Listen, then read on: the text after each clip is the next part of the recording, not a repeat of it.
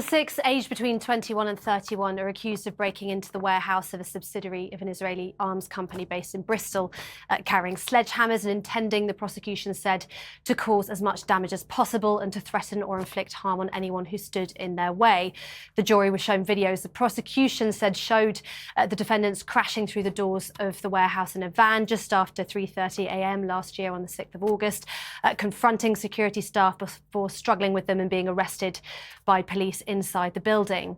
The court heard they were members of Palestine Action, that they were opposed to the actions of the Israeli government and military in Gaza and the West Bank. And as you say, all six are accused jointly of aggravated burglary, criminal damage and violent disorder.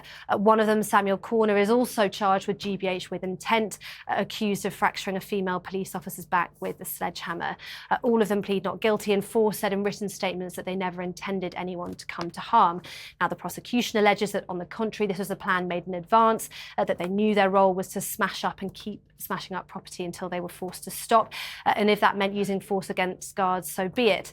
The trial set to conclude at the end of January, and the judge told the jury when swearing them in that although people will have strong opinions about the war in Gaza, this case must be judged on the evidence alone. He said they'd probably know that nearly a year after the alleged break-in, i.e. this July, the Home Secretary had proscribed Palestine Action, a terror group, and that whether or not that decision was lawful would be going through the courts in a separate case alongside this one. Again, he told them to cast all of that aside, to look only at the evidence in hand in this trial.